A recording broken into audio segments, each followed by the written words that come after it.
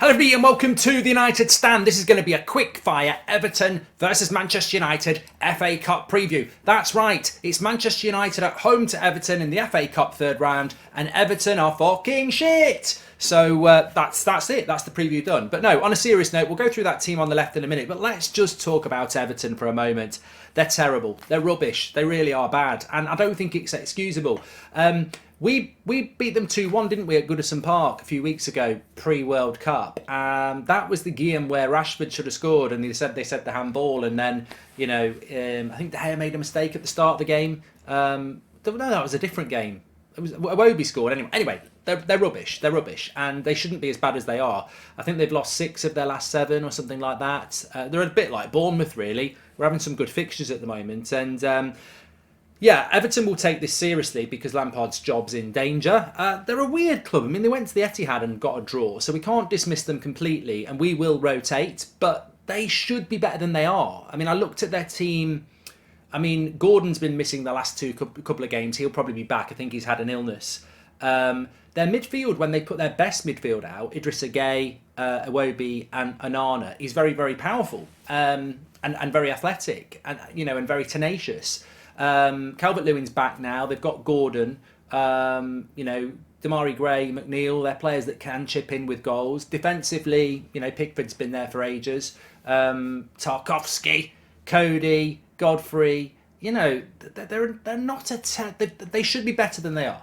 I'm not saying they should be in the top half, but they should be mid-table for me. So they are really massively underperforming under Lampard. And I remember last season remember when they beat us last season? We were so crap. I think was it April or something like that. And Everton, I think, scored a deflected goal or something. And I mean, they managed to scam 3 points, and Lampard was there fisting the crowd at the end of the game.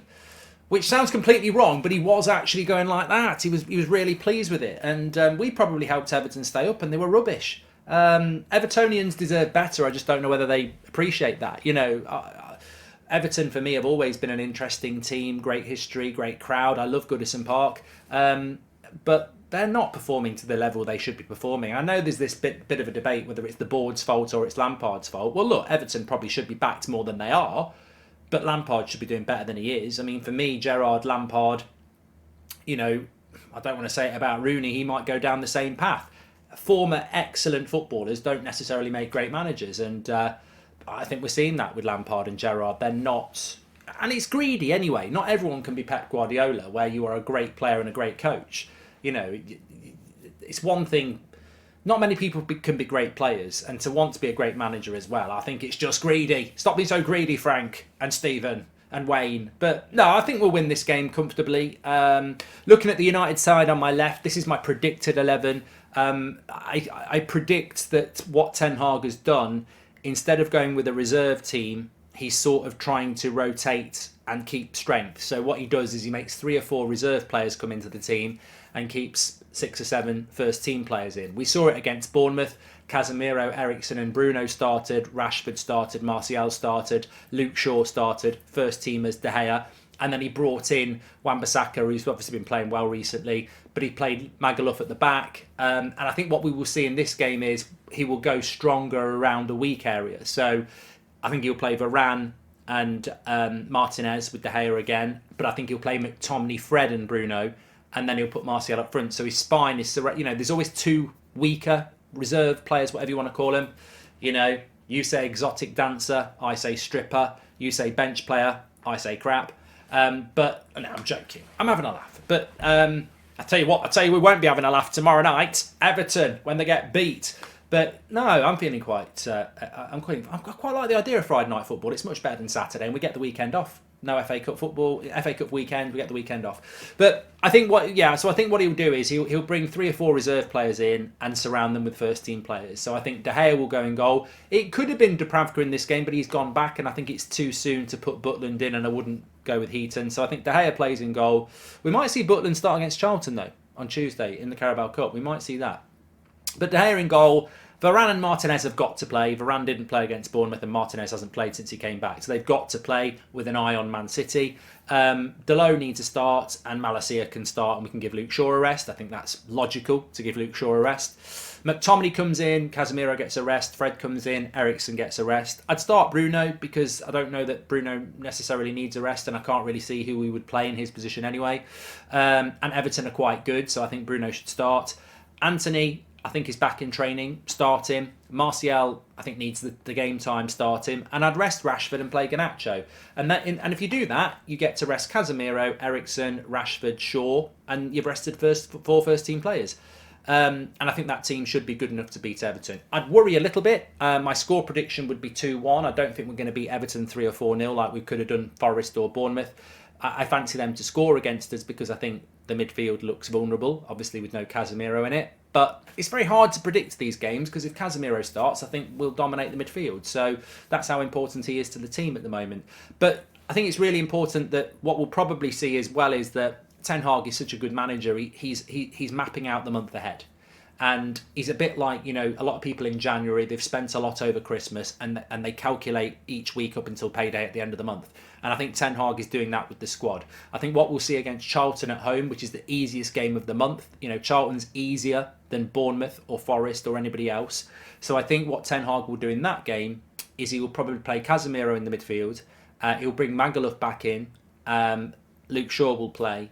Rashford will play, but he'll probably give Anthony a rest and Martinez and Varane a rest again. He might not do that, but I think he's looking at rotating his players and trusting the wider squad. And something that David De Gea said really resonated with me is that the team is playing as a squad at the moment and everyone's pulling together. So that's great. That's a real big positive. I think Everton will fancy a go against United. I think they will go strong. I think Lampard's mentioned that Calvert-Lewin might need a rest, but he always has a rest. I think Gordon's going to be back from illness. He's missed the last 2 games. I think Onana missed the midweek game because of suspension, and he played against Man City. So there's a little bit of look. I know I've said Everton aren't very good, but that's not. I'm not a giraffe. I'm not stretching with that prediction that Everton are not very good. They're not very good, but there are somewhat mitigating circumstances. They got absolutely stuffed at Goodison Park by Brighton, and they got a draw at the Etihad a few days before. But Onana didn't play against Brighton, and he did play against Man City. So their midfield is weakened when he doesn't play. We could potentially weaken our midfield if you play Fred and McFred over Casemiro and Eriksen. So it makes it more of an interesting game. And as I say, Everton are better than their league position suggests. They just don't perform under Lampard. I think whoever comes in after him, Everton will be fine and they'll stay up. They're just not coached very well, unfortunately. It's a fact. They could beat us tomorrow. It would be less of a shock if Everton beat us tomorrow than if Bournemouth had beaten us or Charlton beat us next week. I think Everton, despite their league position, have the players to actually cause us a problem, but I don't think they will. I think at the moment you're in that position where Erik Ten Hag can, make 3 or 4 changes and potentially make us look quite weak on paper, but we'll still get the job done. Against Bournemouth, they had chances. I don't think Maguire and Lindelof had good games, despite what people think. I don't think they did. I think David De Gea made some fantastic saves to keep it a clean sheet. I thought Casemiro was brilliant as well. Rashford chipped in with a goal again. And I think at the moment, United can get by with playing Magaluf or McFred and still win a game of football. And I think we will see that tomorrow. I saw something hilarious as well, by the way. I've replied to it on Twitter, so you might have seen it. Somebody had put out Maguire's last 7 or 8 games and, was sort of trying to big it up, saying Maguire's last 6 or 7 appearances, they're all wins. And then someone in the replies said, you've just listed 7 appearances. He came on for 2 minutes in one of those games. And they're all like Sheriff, home and away, and Wolves and crap. So, look, we're trying to big up our players here. We're trying to be positive. But look, I don't know where... If you think Maguire or Lindelof should be starting over Martinez or Varane when we pick our strongest team, football's not for you. If you think McTominay or Fred should be starting over Eriksen or Casemiro when we pick our strongest team, football's not for you. What this is on my left is rotation. And what I will say is, I want to see Maguire and Lindelof play more games over the next few weeks. I want to see McTominay and Fred play more games over the next few weeks.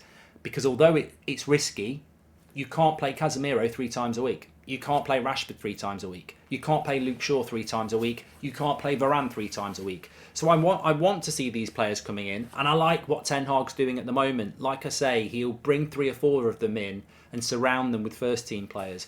Whereas I think traditionally you'd see Mourinho or Solskjaer in a Carabao Cup game and they'd make 10 changes. This is far more intelligent coaching from Ten Hag, who wants to win every game. So instead of resting his whole team altogether, he'll split it and he'll play half his first team with half the reserves, and then half his team, the rest of his half team with the other half with the reserves again, and it just makes us more competitive. Because I tell you what, Everton will pick a strong team tomorrow because Lampard is trying to save his job. If we put our reserves out tomorrow, we'd probably get knocked out, and the history books will say Everton went to Old Trafford and knocked Man United out of the FA Cup. The context won't be there. So it's, Ten Hag wants to win everything. One thing I did want to say just before I go is the FA Cup. How important is the FA Cup to you? Get in the comments. Look, I'm enjoying the ride at the moment, and the exhaustion after the ride is an afterthought. I'm just enjoying the ride. I know what ride you're thinking about. I was actually thinking about a roller coaster or something like that, but you're just filth. And so, look, you've got to think about the tiredness afterwards, because there will be inevitable fatigue trying to go deep in the Carabao Cup, FA Cup, Europa League, and get top 4. It's inevitable. And I'll argue with anyone, we haven't got the squad for it. But I don't have a problem with what Ten Hag is doing at the moment, because, as I just said, he's not exhausting the team. He's rotating the team. And you won't be able to do that later stages. Like, you would not be able to pick the team he picked against Bournemouth in the semi-final of the Carabao Cup if you're playing Newcastle or Man City, because you'll get knocked out. You'd not be able to pick that team in the quarterfinals of the FA Cup if you're playing Arsenal. You'll get knocked out. That's when the problems come. We can rotate at the moment because we're playing Bournemouth at home, Charlton in the Carabao Cup, Everton at home. But when you get to the latter stages in February, March and April, and you're playing 3 games a week, it's very difficult then to pick Magaluf or McFred, because you'll be playing better opposition. And I think that's when it's going to hurt us. There's absolutely no doubt in my mind that we would be in a better, our top 4 hopes, which is the priority, would be in a better position if we got knocked out of a cup or 2. But I don't want that to happen. I mean, it wouldn't, if we got knocked out by Everton tomorrow, it would not be the end of the world.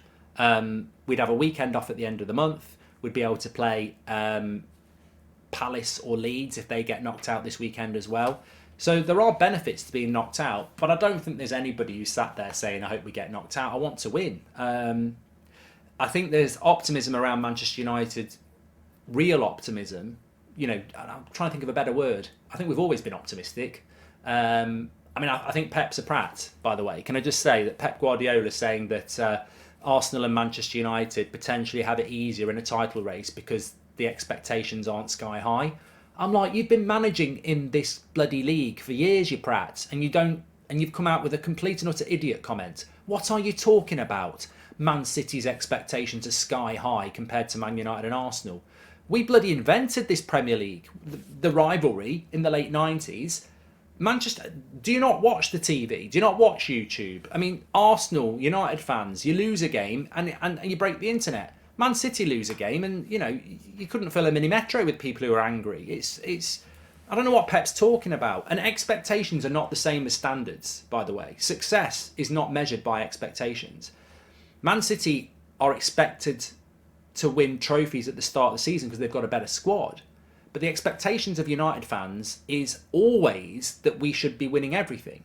Even though we haven't done it for a decade, if anything, failure makes the expectations go even more. We shouldn't be talking about a title race at all yet. Some people are talking about a title race. So the expectations are massive at Manchester United. And I think when you look at what Ten Hag is trying to achieve this season, I think it's just, I don't want us to get knocked out of the FA Cup because, as I said, there is not genuine optimism. There's realistic optimism for the first time in years that we can win a trophy for the first time in years. Now, we might end up with nothing in May, but where we are now, I like percentages. I'd say there's probably, I wouldn't go 50%, but I'd say for every season for the last 5, we've probably had a 20% chance of winning a trophy. I'd say at the moment, we're probably up around 35-40%. we should be in a semi-final of the Carabao Cup next week.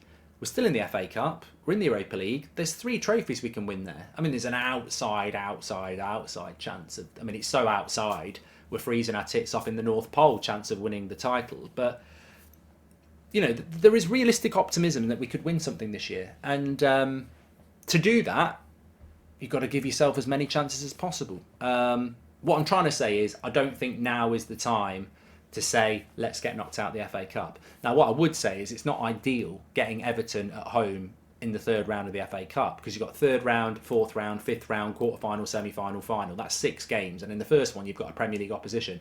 What you want is the first 3 rounds to be what I call a Man City draw, you know, where you get Accrington, Stanley at home, you know, Swindon and Gillingham before, and then you're in the quarterfinals. We could do with some of that.